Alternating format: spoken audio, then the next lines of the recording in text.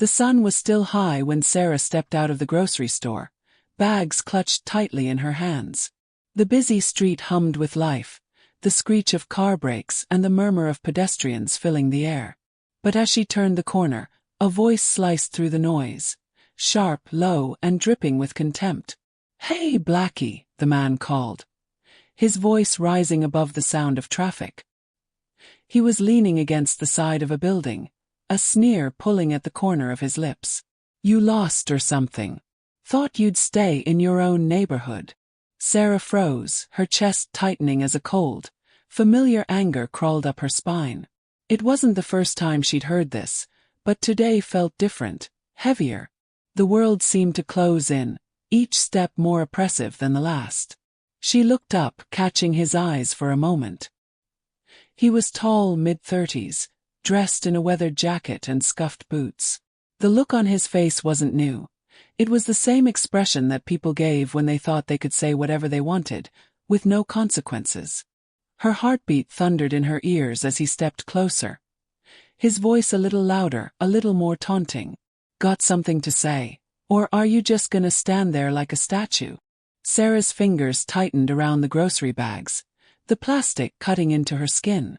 Every instinct screamed to walk away, to keep her head down, but something inside her refused. She stood taller, a fire igniting deep in her chest. And then, without thinking, she took a step forward. "You don't get to talk to me like that." The sun was still hanging low in the sky, casting a golden glow over the sidewalk as Sarah stepped out of the grocery store, the weight of the plastic bags in her hands grounding her in the moment. It was a typical afternoon.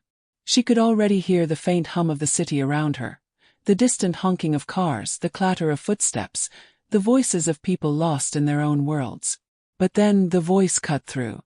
A single word, loud and unmistakable. "Hey, Blackie." Sarah froze mid-step. Her heart skipped a beat, the bags in her hands suddenly feeling like anchors, pulling her down. She didn't need to look up to know who it was. The voice was unmistakable, a thick, mocking drawl with just enough venom to sting. A man was leaning against the brick wall of the building next to her, his posture casual, like he owned the street. His smirk was the kind that made Sarah's skin crawl, a combination of arrogance and superiority that she knew all too well. His eyes narrowed as he took a step closer. "You lost or something," he taunted, taking another lazy step forward. "Thought you'd stay in your own neighborhood." Sarah's stomach turned, a familiar ache settling deep in her chest. The words hung in the air, dense and suffocating. She didn't have to turn around to know that a few bystanders had already slowed down, eyes darting in her direction, either out of curiosity or fear. The subtle judgment she could feel radiating from them made her skin prickle. A tightness spread across her shoulders. She wasn't going to let him get away with it this time. Not today. Her fingers gripped the grocery bags, the thin plastic cutting into her palms. Her breath hitched slightly, but she didn't move. She refused to move.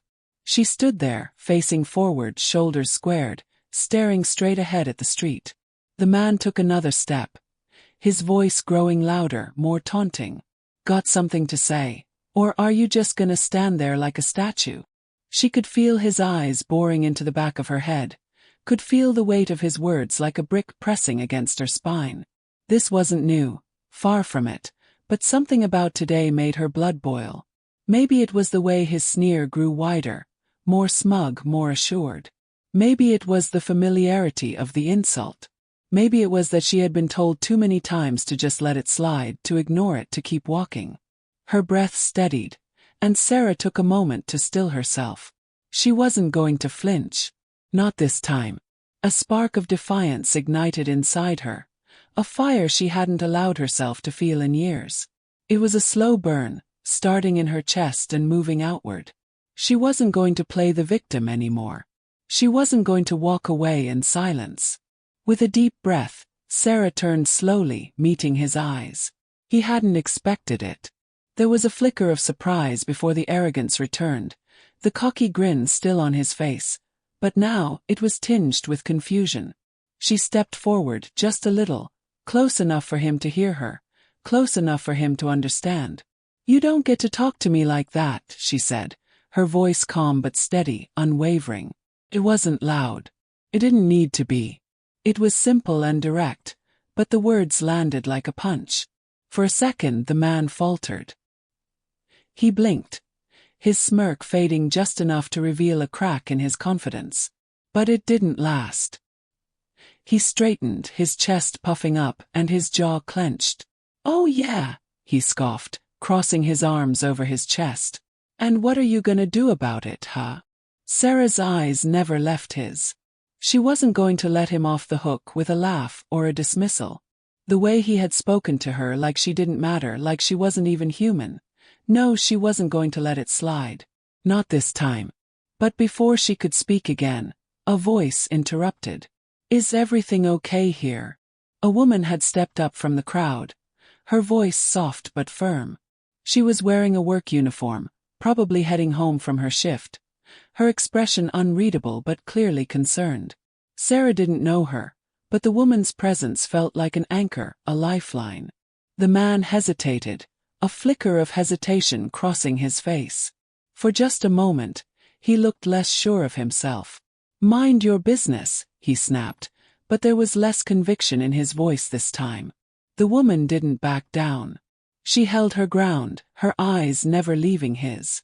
Sarah could see her shoulders tense, and she could feel the subtle shift in the air. This wasn't just about her anymore. It was about the collective silence, the quiet acceptance of these kinds of insults. But the man, unwilling to back down, shot them both one last look before muttering under his breath, "Bunch of weaklings." And just like that, he turned and walked away, disappearing into the stream of pedestrians. Sarah stood there for a moment, her heart still pounding in her chest. The crowd began to scatter, some pretending they hadn't witnessed a thing. Others continued walking, eyes turned down or away. But Sarah wasn't looking at them. Her eyes were fixed on the ground where the man had been standing. The woman was still there, watching Sarah, unsure of whether she should say something or just walk away. After a long beat, Sarah finally broke the silence. "Thank you," she said, her voice barely above a whisper. It wasn't gratitude. It was acknowledgement. The woman gave a nod and gave Sarah a small, uncertain smile. "Don't let them get away with it," she said quietly before walking away. Sarah's fingers loosened their grip on the grocery bags. Her knuckles ached. She felt a sharp pang in her chest, a rush of emotion she hadn't expected. She turned and walked down the street, the weight of her grocery bags suddenly heavier. The adrenaline that had fueled her in the moment was starting to wear off, and with it came a dull ache. She wasn't sure what had changed inside her. She wasn't sure what she was supposed to do now. But one thing was clear. She wasn't going to just stay silent anymore. The city buzzed around her, but Sarah's mind was still racing. Would it ever be enough? Would speaking up ever make a difference? But for now, as she continued walking, she was sure of one thing. She wasn't going to let it slide. Not anymore. The following morning, Sarah's feet seemed to drag with every step she took. She hadn't slept well, the events of the previous day looping over and over in her mind. The man on the street, his words still cutting through her thoughts like knives, had left an unsettling echo. But worse than the encounter itself was the question that lingered.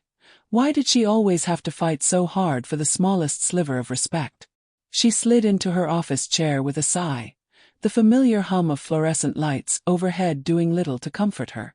The office was busy as usual, people moving between desks, phone calls, and the chatter of a million little things that needed to get done. Sarah opened her computer, but the screen seemed to mock her. It was the same old routine, same old problems. Her fingers hovered over the keyboard, but the nagging feeling that she was never going to get her break never seemed to go away. "Morning, Sarah," Mike's voice broke through her thoughts. He was her colleague, an easygoing guy who always tried to keep things light. He leaned against the desk beside hers, grinning. "Morning," Sarah said, not quite meeting his eyes as she clicked through her emails. The usual requests, the usual demands. But today the words on the screen felt heavier. "You good?" Mike asked, his tone softer now. He could always tell when something was off with her, and today, he didn't miss the tension in her posture. Sarah gave him a quick nod, but the weariness in her voice betrayed her. "Just tired," she said, her fingers still hovering over the keyboard. She didn't want to talk about yesterday. Didn't want to admit how much it still stung. Mike didn't push her further, but his expression shifted to something more thoughtful. He knew Sarah had been through more than her fair share of shit, especially in the office. She was constantly passed over for promotions, despite being one of the most qualified people on the team. Her contributions were often brushed aside or ignored altogether, and it always seemed like her ideas didn't hold the same weight as her colleagues. But today he noticed something else, a cold edge in her eyes that he hadn't seen before. "Can we talk after the meeting?" he asked, his voice quieter now, a little more serious. "Yeah, sure," Sarah said. Her tone was neutral, but she wasn't sure she was ready for a deep conversation. She wasn't sure she was ready for anything today. The meeting began just after 10 a.m., and Sarah took her usual seat near the back. She had grown used to being in the background, always the one taking notes or summarizing points while others got the credit. She wasn't surprised when her boss, Mr. Collins, called on her last, as usual. He was a man who always seemed to overlook her, whether intentionally or not, and today was no different. "So, Sarah," he said, glancing at her with a slight frown, "what's the update on the Johnson project?" She straightened up in her chair, ready to present her progress. She had worked tirelessly the past week, gathering data, organizing information, and coordinating with various departments. But as she spoke, she could feel the invisible wall between her and the others. The glazed-over expressions, the lack of eye contact, the way the rest of the room barely acknowledged her words. The meeting dragged on, but Sarah's focus waned. Her words felt as though they were falling on deaf ears. As she finished, Collins barely glanced at her, turning instead to another colleague to ask about their progress. "Thanks, Sarah," he muttered without meeting her eyes. Mike caught her eye, but she quickly looked away, unsure if she wanted his sympathy. Her chest tightened. It wasn't just her boss. This was the reality of her work life. A constant battle to prove she deserved the recognition everyone else seemed to get so easily.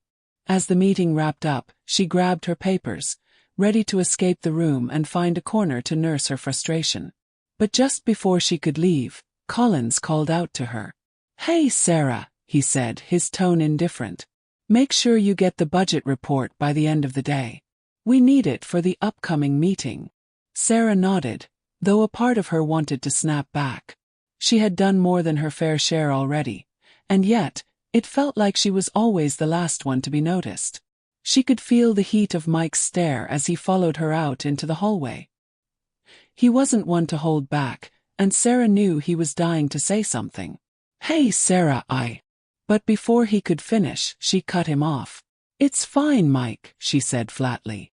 "It's just another day." "Another day of them ignoring you, you mean?" Mike muttered under his breath, more to himself than to her. "You've got every right to be pissed, you know." Sarah turned to face him, her heart racing. She knew what he meant. Everyone knew it, but no one said it. She wasn't paranoid. She wasn't imagining things. They were treating her like she didn't matter, and it hurt. But hearing Mike's words, the acknowledgement, the reality of it, made something inside her stir. She pushed it down. "It doesn't matter," she replied, her voice low. "It's the way things are." Mike sighed, his expression softening. "That's bullshit, Sarah.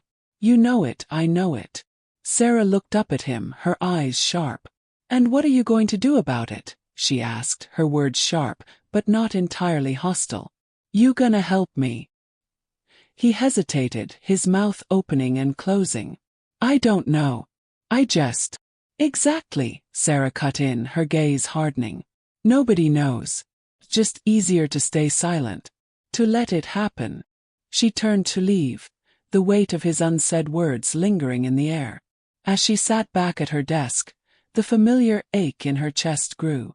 She didn't need Mike to tell her she was right. She knew it. She knew what silence did, how it crushed people like her under the weight of indifference. But today was different. Yesterday had changed something in her. She wasn't going to let it slide. Not anymore. As she stared at her computer screen, Sarah realized that she was ready. Ready to take a stand. Not just against the man on the street, but against the systemic issues that had held her back for so long. Ready to demand what was hers. It was time to stop accepting the status quo. The weight of Sarah's decision sat heavy on her shoulders as she walked into work the following day. It wasn't just the constant microaggressions, the dismissals, the offhand comments that bothered her anymore.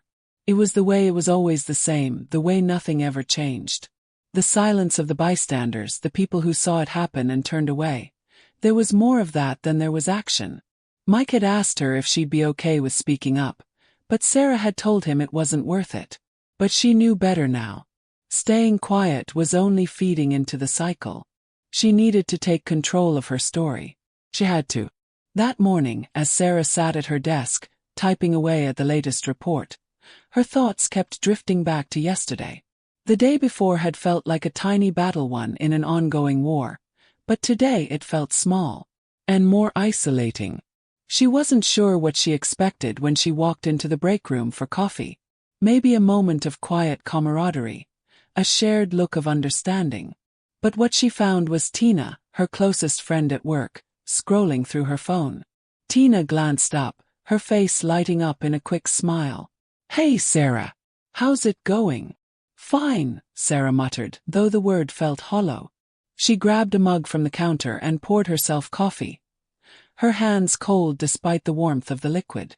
Tina followed her to the small table, pulling out a chair, but Sarah stayed standing, leaning against the counter instead. "You still thinking about that stuff yesterday?"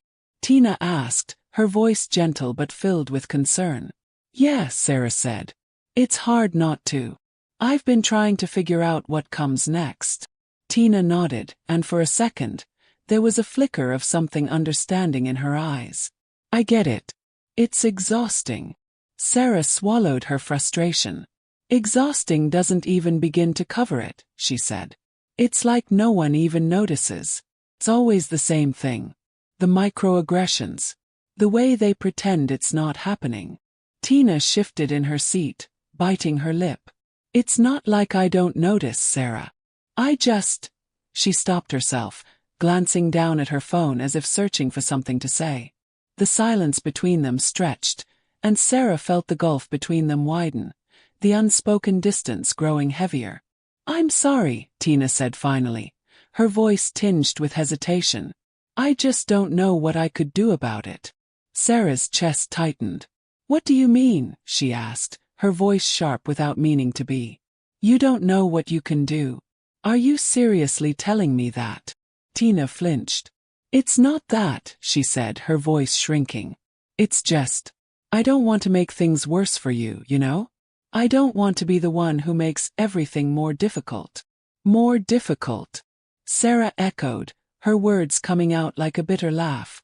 "Tina, you're telling me that standing up for me is going to make things worse. You know what's more difficult? Watching this happen every day and doing nothing. It's harder than fighting back." Tina's eyes dropped to her coffee mug, and the words that Sarah needed to hear, the words that might make her feel less alone, never came. Instead, Tina's silence hung in the air between them like a thick fog, heavy with the weight of her indecision. "I know you want to help, but sometimes silence is as bad as doing nothing," Sarah said quietly. "It's just as harmful." "I didn't mean it that way," Tina said, but the apology felt too late. It wasn't what Sarah needed to hear now. The door to the break room opened, and a few more colleagues trickled in. The distraction was a relief, but it didn't change the tension Sarah felt. Tina stood up and grabbed her mug, offering Sarah a weak smile. "Maybe we can talk later." "Yeah," Sarah muttered, her throat tight. "Later." As Tina moved to join the others, Sarah lingered in the room, staring at the half-empty coffee cup in her hands. It was hard to explain the ache inside her, the way the exhaustion felt like it had been building for years, layer by layer. She wasn't angry with Tina. Tina had been there for her in so many ways, but today, the silence felt like an unbearable weight. When Sarah finally left the break room, her footsteps were heavy.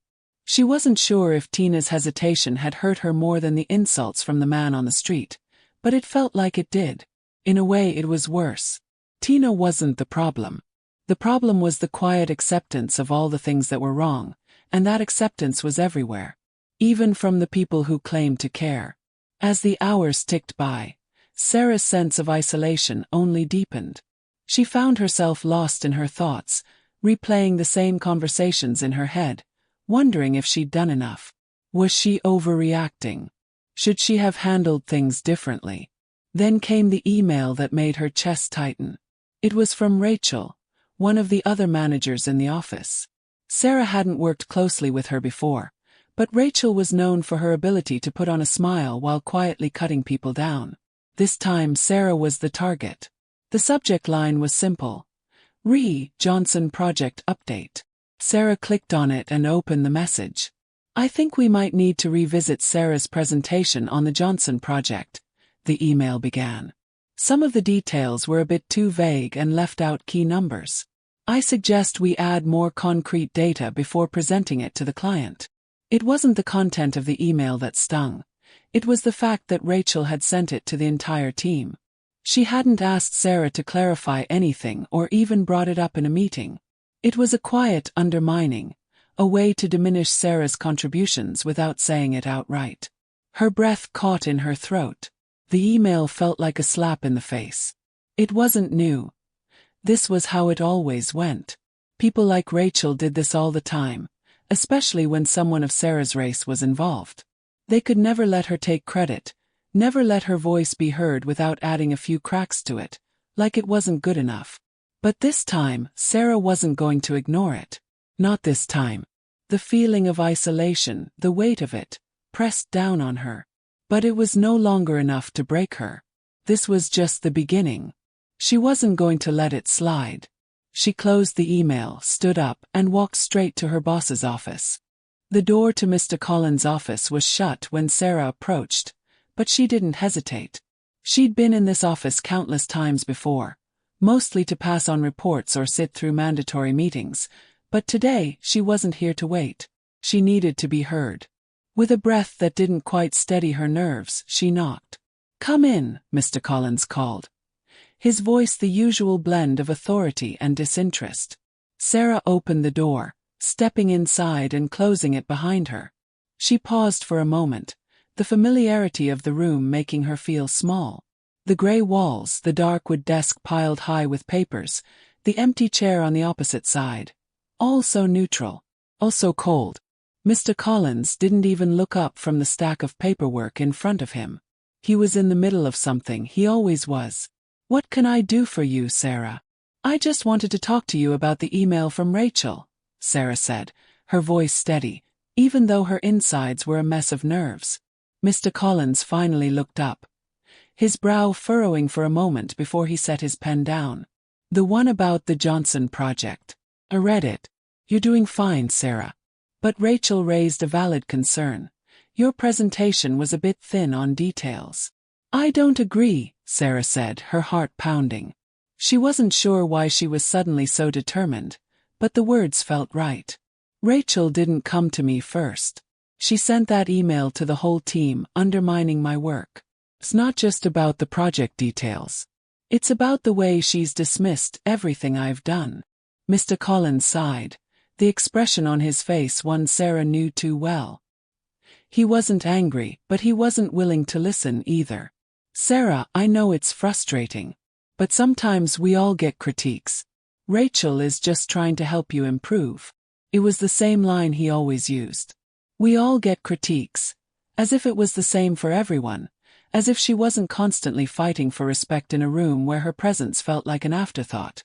She swallowed the bitter taste in her mouth and leaned in a little closer, refusing to back down. "Critique is fine," she said. "But this isn't just critique. This is undermining. This is letting a colleague publicly question my competence without ever giving me the chance to defend my work. You know, this isn't just about this project. It's about how I'm treated every day here. How I'm constantly overlooked and dismissed." Mr. Collins' eyes narrowed, a flicker of irritation crossing his face. I'm not sure where this is coming from, Sarah. I've never seen you as overlooked. You've had opportunities here. I've had opportunities, yes. But they've always been second-rate opportunities, Mr. Collins, Sarah said, her voice sharper than she intended. How many times have I been passed over for promotions in favor of people who have less experience? How many times have I been given the smaller projects or ignored when I speak up? Mr. Collins shifted in his chair, clearly uncomfortable with the direction of the conversation. I'm sure that's not intentional, Sarah. You know how things go here. We have to work with the people who are most available or… I'm not talking about availability, Sarah cut in. I'm talking about the fact that I have to work twice as hard to get half the recognition. I've had to prove myself over and over again, while others are given the benefit of the doubt. She could see him trying to calculate his response, shifting uncomfortably as if deciding whether to shut her down or pretend to listen. It was clear she was hitting a nerve, but she couldn't stop now. This was bigger than a single email. This was the culmination of years of silent battles she hadn't fought, not because she didn't want to, but because she was exhausted. I've been quiet long enough, she said, her voice steady, no longer asking for permission.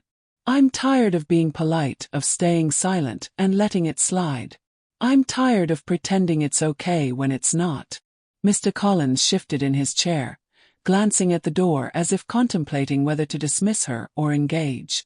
But he seemed to realize that the conversation wasn't going to be over quickly. I understand that you're frustrated, Sarah. But you need to calm down. This kind of thing doesn't get solved by letting it slide, right? Sarah interrupted, her voice cold. I've been doing that for years, Mr. Collins. It's only getting worse. I can't keep pretending like it's okay. This isn't just about me, it's about the culture here. The way you and everyone else are willing to overlook what's happening under your noses. There was a tense silence between them as Sarah's words hung in the air. He opened his mouth to respond but stopped short, the words caught in his throat. He knew deep down that she was right. But confronting the truth would require more than he was willing to give. Look, Sarah, he said finally. His voice lower now, as though he were trying to maintain control of the conversation. I don't want to make this any harder for you. But you need to understand that work environments are complicated. We all have to deal with difficult people. Sarah's jaw tightened, but she didn't let the frustration show. I'm not talking about difficult people, Mr. Collins. I'm talking about systemic racism, about the ways we all play into it. How you all stay silent when it's happening right in front of you. How you let people like Rachel get away with undermining me because it's easier than challenging the status quo. His face flushed slightly, and for a moment, Sarah thought he might say something more. But instead he just sighed.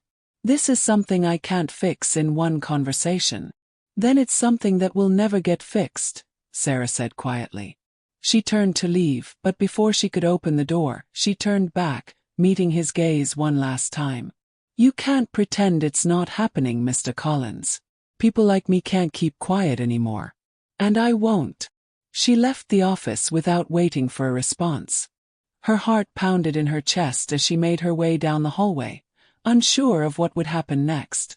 Would he retaliate? Would this lead to consequences she wasn't prepared for? But as she stepped into the elevator and pressed the button for the ground floor, Sarah realized that she didn't care. Not anymore. The fear, the doubt, the silence, they had all been the things holding her back. Now she had no more time for them. The day after her confrontation with Mr. Collins, Sarah felt a strange sense of calm. It wasn't the peace of knowing everything had been resolved. It wasn't even relief. But it was a weight lifting off her shoulders, a small act of defiance against a system that had kept her silent for far too long. She had expected some fallout. She had expected the subtle, passive-aggressive retaliation that usually followed any sort of resistance. But what she hadn't expected was what happened next. It was just after lunch when Sarah received an unexpected email. The subject line read, "Important update, charity event board member." Her brow furrowed as she clicked it open.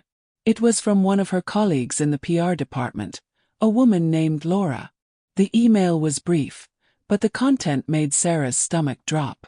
Dear team, we have recently been made aware that one of our board members for the upcoming charity event, Mr. Daniel Westbrook, has had some previous confrontations with certain members of the community. We ask that you keep this in mind as you prepare for the event. Thank you for your understanding. Best regards, Laura Daniels, PR lead.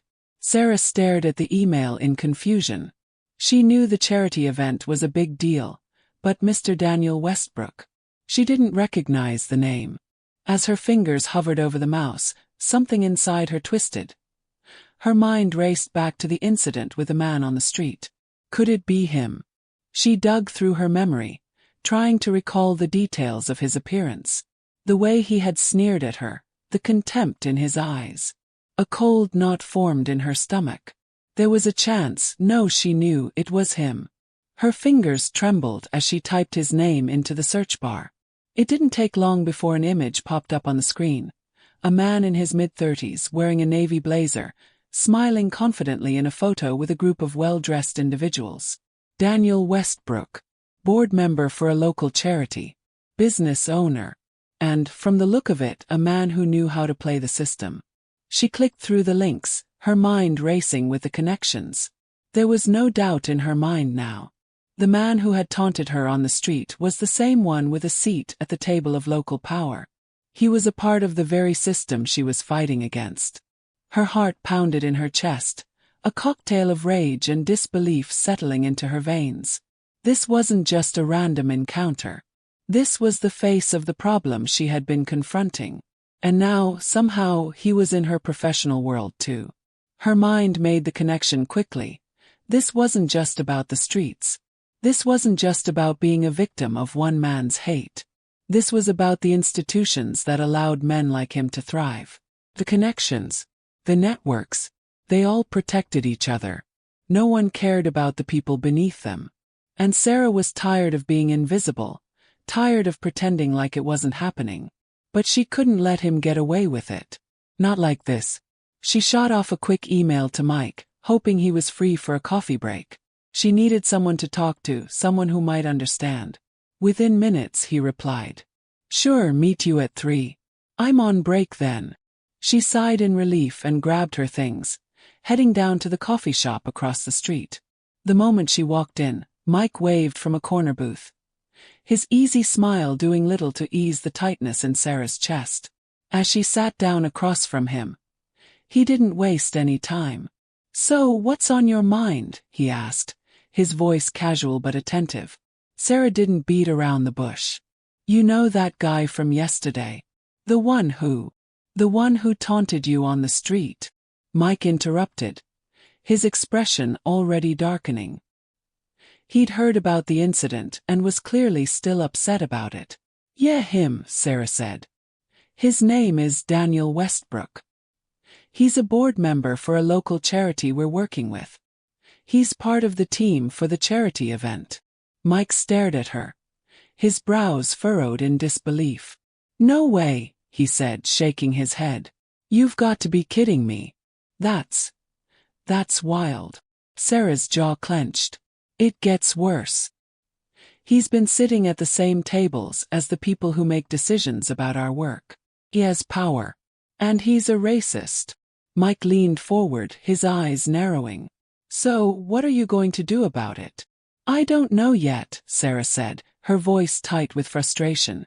But I'm not going to let it slide. This isn't just about what he did to me yesterday. It's about how these people get to hold power and hide behind it. It's about the way they protect each other, the way they think they're untouchable. Mike's face softened. You're right. They are untouchable. But that doesn't mean you can't shake things up.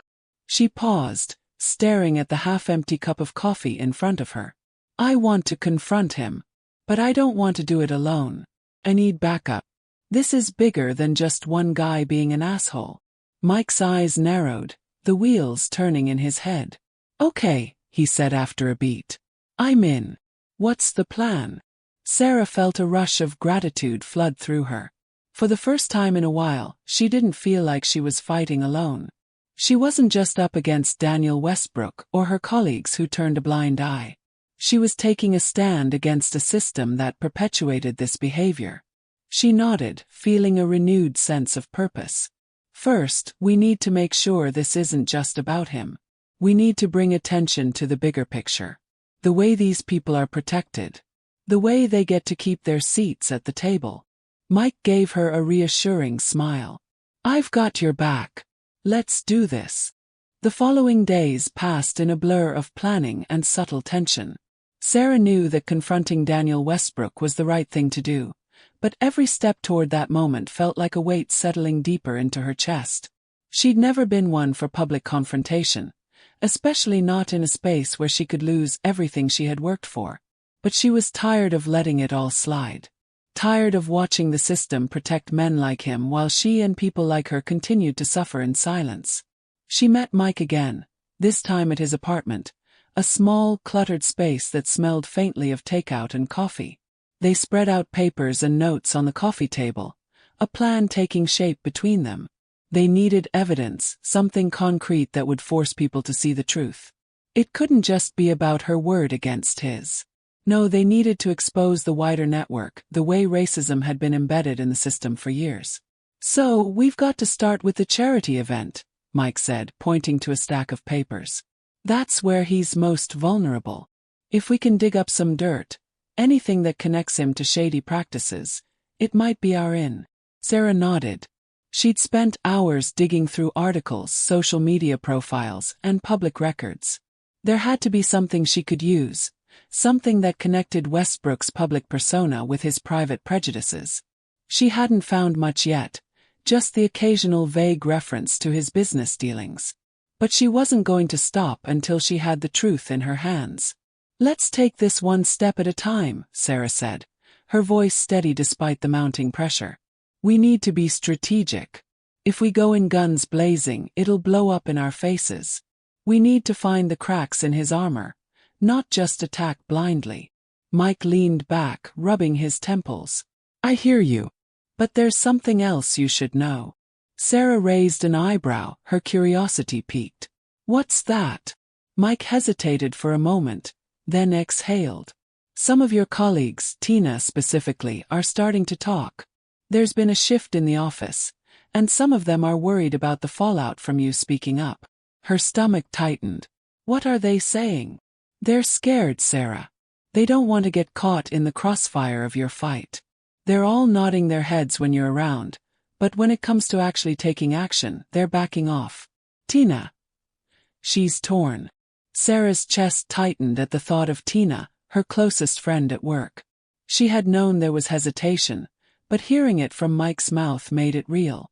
The silence, the avoidance, it wasn't just about inaction. It was fear. And it was everywhere. Sarah had always known that speaking out came with consequences, but seeing the people she thought were on her side retreat into their corners made the weight of it all feel heavier than ever. That's not good, Sarah said, her voice a little softer now. I don't want to burn bridges, but I also can't be afraid to do what's right. Mike looked at her with a mix of sympathy and resolve. I get it, Sarah. But it's not just about your colleagues. It's about everyone who's been silent for too long. They're afraid of losing their positions, their comfort. They don't want to risk rocking the boat. Sarah took a deep breath, staring at the papers spread across the table. Mike was right. It wasn't just about Daniel Westbrook.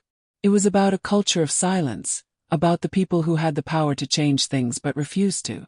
It was about the way the system allowed racism to thrive because it was easier to ignore than confront. Then it's up to us to shake things up, she said, a fire sparking in her chest. We need to make them see. We need to show them that silence is complicity. If we don't stand up now, nothing will ever change. Mike nodded, his eyes focused and determined. You're right. I'm in, Sarah. Let's make them listen. The next few days were a blur of emails, research, and quiet conversations with trusted colleagues. Sarah's resolve strengthened with each passing hour, but the isolation she felt at work only deepened. Tina's hesitations weighed on her, and the others who had once nodded in agreement now kept their distance. But even as the walls seemed to close in, Sarah couldn't turn back.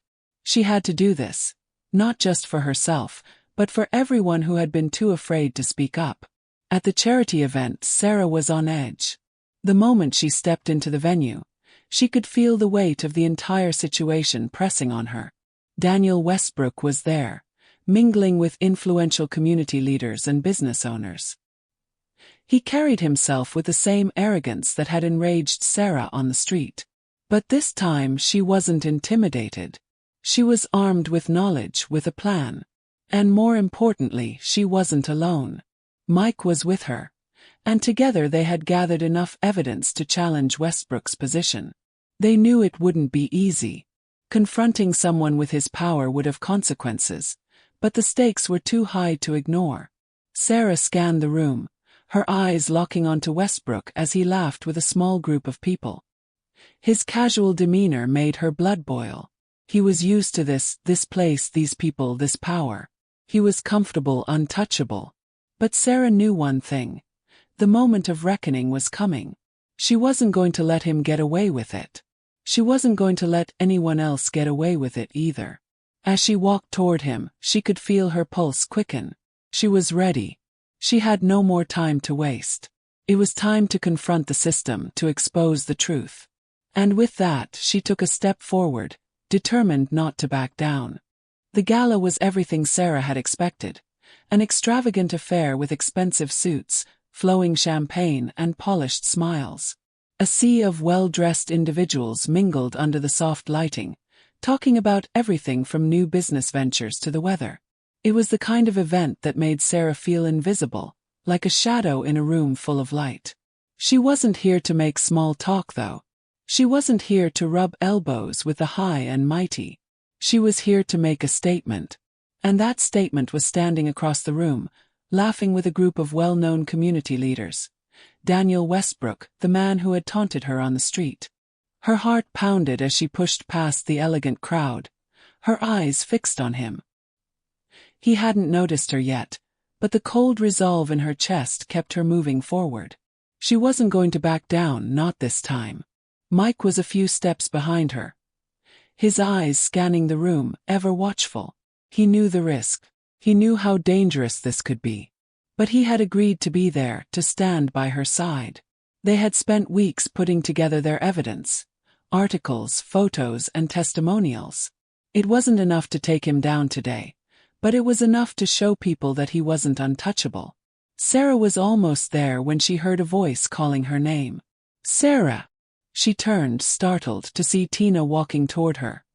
Her face flushed from the excitement of the evening. Her smile was tight, forced. Tina, Sarah said, her voice neutral. She had no idea what to expect from Tina now, but her presence was a reminder of everything that had been left unsaid between them. I just wanted to check in on you, Tina said quickly, her gaze flicking nervously toward Daniel and his group. Are you sure about this? I mean, confronting him here, in front of everyone. Sarah could feel her frustration rising, her teeth gritting. She had known this moment was coming, had expected it in the pit of her stomach. The hesitation, the fear. Tina was still stuck in the same place, still unsure if speaking up was worth the risk. I'm sure, Sarah said, keeping her tone even but firm. It's the only choice I have. He doesn't get to keep doing this. Not anymore. Tina opened her mouth to say something, but Sarah didn't give her the chance. She turned and walked away, her steps quick and decisive. She couldn't let herself get caught in another round of half-hearted apologies or empty assurances. She wasn't doing this for Tina. She wasn't doing this for anyone but herself and the people who had been silenced for too long. When Sarah finally reached Daniel, his back was to her. She could hear his laughter echoing through the air, a sound that felt like nails on a chalkboard. She didn't hesitate this time. She stepped forward, her voice cutting through the conversation like a blade. Daniel Westbrook, she said, loud enough for the small group to hear. We need to talk. He turned, his smile slipping for just a moment before he masked it with a tight grin. Well, if it isn't the lady from the street, he said, his voice dripping with condescension. I didn't expect to see you here. Shouldn't you be home where you belong? The words stung, but they didn't have the power they once did. Sarah stood her ground, her gaze unwavering. You think you're untouchable, she said, her voice calm but cutting. You think that your position, your wealth, your influence protects you from facing consequences. But you're wrong. It's time to face the truth about what you really are. The room grew quiet. A few heads turned in their direction, some pretending not to notice, others curious enough to listen. Daniel's smile faltered, and for a moment, Sarah thought she saw something like fear in his eyes. But it was gone just as quickly, replaced by irritation. Listen, lady, he said, his voice low and threatening. I don't know what you're playing at, but you'd better watch your tone. Sarah took a step closer, her voice steady and clear. You're right. You don't know me. But I know you. I know the way you've been hiding behind your power, using it to degrade people like me. And I'm not going to let it slide. Not anymore. Not when you think you can get away with everything just because you have money and influence. A murmur spread through the crowd as people started to realize what was happening. Sarah could feel the weight of their eyes on her, some of them filled with discomfort, others with judgment. It didn't matter. She wasn't doing this for them. She wasn't doing this for anyone but herself. You're not as untouchable as you think, she added, her voice sharper now. And you won't be able to keep your position when the truth comes out. Daniel's face turned red with anger. You have no idea what you're talking about, he hissed, stepping forward to loom over her. This is how things work. You don't get to come in here, accusing people like me without consequences. You're right, Sarah said, her heart racing with a mix of anger and adrenaline. There will be consequences. I'm not just going to stand here and let you get away with it. The room fell completely silent, the tension thick enough to cut with a knife. Sarah could hear her own breath in her ears, the rush of adrenaline making everything feel louder, sharper. Daniel sneered, his lips curling in distaste. You think you've won something. You've done nothing but make a scene. I'm not here to win, Sarah said, her voice steady despite the storm inside her. I'm here to make sure you never get away with this again. Without another word, she turned on her heel and walked away, leaving Daniel fuming behind her. The whispers in the room continued as she moved through the crowd, her pulse still hammering in her chest. She didn't know what would come next. She didn't know what consequences she would face for standing up to him. But she didn't care. For the first time, she felt something she hadn't allowed herself to feel in years. Hope. The following days passed in a blur of uncertainty. Sarah couldn't stop replaying the confrontation in her mind. The way Daniel's eyes had narrowed with fury. The awkward silence in the room as she spoke up, calling out the system that protected him. For a moment, she had felt untouchable, powerful. But that power came at a price she wasn't entirely ready to pay. By Monday morning, the ripple effect had already begun. The office felt different. There was an undercurrent of tension in the air. People spoke in hushed tones, their eyes darting away when Sarah walked by. Some avoided her completely, while others gave her quick nods of acknowledgement. But the air was thick with something else, fear. Sarah sat at her desk, the quiet hum of the office around her suddenly feeling suffocating. She kept her head down, eyes focused on the spreadsheet in front of her, but her thoughts were miles away. A sharp ping from her inbox broke the silence, and Sarah froze. It was a message from HR, the subject line simply reading, "Request for a meeting, immediate attention." Her heart dropped into her stomach. She knew what this was about. The aftermath of her confrontation with Daniel was here, and she was being called in to account for it. She didn't know what kind of consequences she was facing, whether it would be an official reprimand, a suspension, or something worse. But one thing was clear. This was the moment that would define everything. She took a deep breath and clicked open the email. Dear Sarah, we request that you come to HR for a meeting at your earliest convenience to discuss the recent events surrounding your involvement in the charity event. Please come by this afternoon at 2 p.m. She stared at the screen for a long moment, the words blurring as her mind raced. The meeting wasn't a surprise, But that didn't make it any less terrifying. She had spoken out, made herself a target, and now she had to deal with the fallout. At 2 p.m., Sarah made her way to the HR office. She felt like a prisoner walking to her own trial, the weight of every step pulling her down. The door to HR was closed when she arrived, but she didn't knock. She walked straight in, her head held high. There was no turning back now. Inside, the room was sterile and cold, as HR offices always were. A long table stretched across the room, with 2 chairs positioned opposite each other. On the other side of the table sat Joan, the HR manager, and Mr. Collins. Both of them looked up when Sarah entered, their faces tight with a professionalism they both wore like armor. "Please take a seat, Sarah," Joan said, her voice calm but distant. Sarah lowered herself into the chair, her hands gripping the armrests as she sat down. The tension in the air was palpable. She could feel the weight of their judgment before a single word was spoken. "Sarah," Mr. Collins began, his voice a little too smooth, "we're here to discuss your actions at the charity event on Friday night. Specifically, your confrontation with Mr. Westbrook." Sarah's pulse quickened, but she refused to let the anxiety show. She had known this moment was coming. She had known there would be consequences. But she couldn't bring herself to regret what she had done. "I stand by what I said," she replied, her voice steady. "Mr. Westbrook's behavior is unacceptable, and the fact that he holds a position of power in this community is even more troubling. He uses that power to demean people like me, and I'm not going to let him do it anymore." Mr. Collins exchanged a glance with Joan, but neither of them said anything for a moment. It was clear they hadn't expected Sarah to speak so openly. "I understand that you feel strongly about this, Sarah," Joan said, her tone softening just a fraction. "But we must remind you that your actions have consequences. Publicly accusing Mr. Westbrook in front of his peers has put the company in a difficult position. We've received complaints about your behavior, and there are concerns about the professional tone you set." Sarah's throat tightened, but she forced herself to remain calm. She knew exactly what they were doing. They weren't concerned about the truth. They were concerned about their own image, their own reputations. They couldn't afford to let someone like her shake the foundation of their carefully constructed world. "Concerned about my behavior," Sarah repeated, a bitter laugh escaping her lips. "Or are you concerned about the way this makes you look?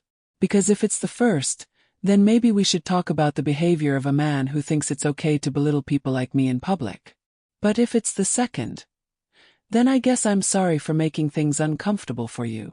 There was a beat of silence. Mr. Collins' lips pressed into a thin line, his eyes narrowing at her words. "Sarah, this isn't about what's comfortable or not. It's about professionalism. Your actions have put the company at risk." "Not the company," Sarah shot back. "Mr. Westbrook has put the company at risk. He's the one who's creating a toxic environment. And the fact that you're more worried about your own image than about addressing his behavior tells me everything I need to know about this place." Mr. Collins inhaled sharply, his temper flaring for the first time in their conversation. "You're walking a dangerous line, Sarah. You need to understand the risks you've created for yourself. This kind of insubordination, this public display, could cost you." For the first time since walking into the room, Sarah felt a flicker of doubt. But only for a moment. The fire inside her refused to let her shrink back. She was already in too deep. She couldn't go back now. "Then I'll take whatever consequences come my way," Sarah said quietly, her voice firm. "Because if it means exposing the truth, if it means standing up for what's right, then I'll deal with the fallout. But I won't back down." Joan exchanged a glance with Mr. Collins, but neither of them said anything. The silence stretched between them, heavy and suffocating. After a long pause, Mr. Collins finally spoke. "We'll have to look into this further," he said, his voice clipped. "But we'll be in touch, Sarah." Sarah stood up, not bothering to look at them again. She was done being part of their game. As she walked out of the office, her mind was already working, planning the next move. The wheels had been set in motion, and there was no stopping them now. She wasn't going to be silenced again. The days that followed the meeting with HR were the hardest Sarah had faced in a long time. The ripple effect of her confrontation with Daniel Westbrook continued to spread, but not in the way she had hoped. At work, her colleagues kept their distance, some offering weak smiles, others pretending nothing had happened. There were no more casual coffee breaks with Tina, no quick chats at the printer. The space between them felt like an ocean, and Sarah could feel it pulling her under. The phone calls, the emails, everything seemed to pile up. There was no escaping the quiet whispers, the sideways glances that followed her through the hallways. Sarah had thought that standing up for what was right would bring a sense of empowerment, but instead it felt like she was walking a tightrope, one small misstep away from losing everything. That afternoon, her phone buzzed with an email. It was from Tina. "Sarah, I've been thinking a lot about what happened and I wanted to check in. I know this isn't easy for you and it's definitely not easy for me, but I want you to know I'm still your friend. I don't know how to help without risking my job. I hope you understand." Tina's words felt like a gut punch. Sarah didn't need sympathy. She didn't need someone to tell her they understood but weren't willing to act. She needed someone to stand with her, to speak out against what was wrong. Instead, she had been left standing alone, fighting a battle against a system that was designed to crush her. She sat at her desk, staring at the email, trying to reconcile her feelings. She wanted to reach out to make things right. But how could she, when the cost of speaking up was already so high? How could she go back to pretending that everything was okay when it wasn't? Her phone buzzed again, this time with a message from Mike. "Hey, how are you holding up? I know this has been rough, but I just wanted to say that I'm proud of you. What you did took guts. Don't let them make you doubt that." She smiled, a small, bittersweet smile. At least Mike had her back. But even his words didn't make the weight on her chest any lighter. The loneliness of it all, the isolation, it was becoming suffocating. That evening, she found herself staring at the city skyline from her apartment window. The lights of the buildings flickered in the distance, like tiny beacons in the dark, but they didn't bring her comfort. She didn't feel like she was moving forward. She felt like she was stuck in a loop of frustration and fear, waiting for the inevitable backlash to hit. The next morning, she received a call from her lawyer. The news wasn't what she had hoped for. "Sarah, we've received word from the company's legal team. They're preparing to take action against you for insubordination. They claim that your actions at the charity event have damaged the company's reputation. They're also bringing up your outbursts in the HR meeting," the lawyer said, his voice grim. Sarah leaned back in her chair, trying to process the news. The weight of everything she had done was starting to crush her. She had known that speaking out would have consequences, but she hadn't expected them to come so swiftly, so powerfully. "Are they going to fire me?" Sarah asked, her voice tight. "It's not clear yet, but it's definitely a possibility," the lawyer replied. "We can fight it, but it's going to take time and resources. And in the meantime, the pressure from the company will only grow." Sarah felt her chest tighten. She wasn't sure how much longer she could keep going. She had fought for what was right, but at what cost? Was it worth losing her job, her career, her livelihood? Was the truth worth this much pain? But even as the doubt crept in, a part of her refused to give in. She had seen the way the system operated, the way it protected people like Daniel Westbrook while crushing people like her. She couldn't go back to silence. She couldn't go back to letting them win. "I won't back down," Sarah said, her voice firm. "I've come this far, and I'm not going to let them intimidate me into submission. If they want to fire me, they can. But I'm not going to stop fighting." The lawyer was silent for a moment before speaking again. "I respect that, Sarah. But remember, this is going to get ugly. Are you prepared for the fallout?" She didn't hesitate. "I'm prepared." That afternoon, Sarah sat in her car outside the company building, staring at the glass doors that led into her workplace. She had been here for years, had poured herself into every project, every task. But today, it felt like the building was a fortress, and she was the enemy standing at its gates. With a deep breath, she stepped out of the car and walked toward the entrance. The weight of the decision was heavy, but the fire inside her kept her moving forward. She wasn't going to let them silence her. She had already lost so much, but she wasn't going to lose herself. As she entered the building, the murmurs began again. The whispers, the sideways glances. But this time Sarah didn't flinch. She held her head high, her steps steady. She had spoken the truth, and no one could take that away from her. She had no idea what the future held. She didn't know if she would win or lose, if she would keep her job or be forced to leave. But she knew one thing for sure. She had taken control. She had made them see her. And that, she realized, was worth every ounce of the cost. The next few weeks felt like a slow, painful unraveling. Sarah knew the storm was coming. She could feel it every time she entered the office, every time a colleague avoided her gaze or whispered behind her back. The backlash from her confrontation with Daniel Westbrook was louder than she had anticipated, but it wasn't the public outcry she feared. It was the insidious, quiet retaliation that often followed in corporate environments like hers. The cold shoulder, the subtle undermining, the polite but dismissive responses. The legal team had sent another email, this time a formal warning. The company was preparing to take further action against her for her disruptive behavior. She had expected it, but that didn't make the sting any less painful. Her lawyer had advised her to brace herself for a potential lawsuit, to be prepared for the worst. It wasn't just her career that was on the line now. It was her future. Yet, despite all the noise and the uncertainty, Sarah felt a quiet strength growing inside her. She couldn't pinpoint the moment it started, but somewhere between the whispered conversations at work and the long nights spent staring at the city skyline, she realized that she was not the same person who had first walked into that HR meeting. She had found her voice, not just for herself, but for the others who had been silenced before her. One evening, a few weeks after the meeting with HR, Sarah sat at her kitchen table, staring at a pile of legal documents. The weight of the papers seemed to mirror the weight on her chest. Her lawyer had sent a draft response to the company's legal threats, but as she read through it, she felt disconnected from it. This wasn't just about legal jargon. It was about a deeper fight, a fight for dignity, for her voice to be heard, for the system to acknowledge the harm it perpetuated. The doorbell rang, pulling her from her thoughts.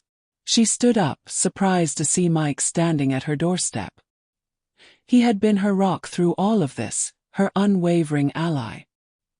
He didn't hesitate when he saw her, didn't try to sugarcoat the situation. He had been honest with her, even when the truth was hard to hear. But right now, he wore an expression of quiet determination. "Hey," he said, giving her a small smile as she opened the door. "Mind if I come in?" Sarah stepped aside to let him in, and they sat down at the kitchen table together. Mike didn't waste time with pleasantries. "You're not giving up, are you?" he asked, his voice gentle but firm. She shook her head slowly. "I don't think I have a choice anymore. If I back down now, if I let them win, it means nothing will change. It'll just keep happening, quietly behind the scenes, and people like me will keep being invisible." Mike leaned back in his chair, watching her closely. "And you're okay with the cost? With all of this?" He gestured to the legal documents, the silence that surrounded her at work, the emotional toll she had endured. "I'm not okay with it," Sarah said, her voice tight. "But I'm okay with fighting. I've already lost so much by staying quiet. I've lost my peace, my dignity, my voice. I can't keep pretending it's not happening. I won't." Mike nodded, his gaze unwavering. "You know you're not alone, right?" For a moment, Sarah just stared at him, her emotions too tangled to articulate. He was right. She wasn't alone. There were people who supported her, even if it didn't always feel like it. There were people who saw the injustice and were willing to stand beside her, even if they couldn't do it publicly. "I know," she said, her voice softening. "But sometimes it feels like I'm fighting everyone. Even the people I thought would be by my side. Maybe they're just scared," Mike said quietly. "Maybe they don't know how to fight the way you do. But that doesn't make your fight any less important." Sarah sat in silence for a moment, her eyes on the documents in front of her. She had come so far, had faced so much already. But the hardest part wasn't the legal threats, the office whispers, or even the confrontation with Daniel Westbrook. The hardest part was learning how to live with the consequences of her own courage. "I've been thinking about what's next," she said, finally breaking the silence. "And I think I need to take a different path. Not just fight within the system, but to expose it, show people how broken it really is. I want to start talking about this. I want people to hear the stories of people like me, the ones who've been silenced." Mike's eyes lit up. "You mean, start a movement?" Sarah smiled, a small but genuine smile.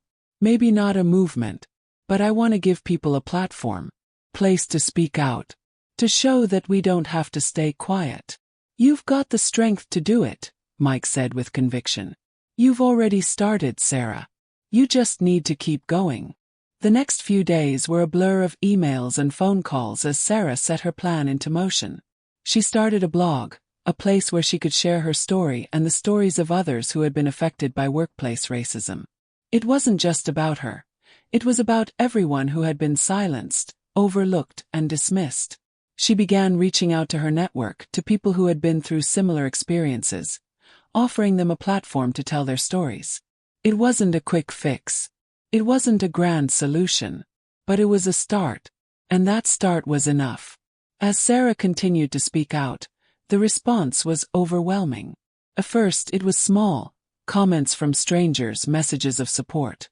But as the blog grew, so did the conversations. People began to reach out to her with their own stories. Some were angry, some were fearful, but all of them were grateful to have a space where they could finally speak their truth. Through all of this, Sarah began to realize something she hadn't fully understood before. The fight for justice didn't come without its cost, but the cost of silence was far worse. The cost of staying quiet, of accepting the status quo, was a price she was no longer willing to pay. And so, she kept writing, kept speaking, kept pushing forward. She wasn't sure what the future held, whether she would win her battle against the company or whether she would face even harsher consequences. But one thing was clear, she was no longer afraid. She had found her voice. And no one could take that away.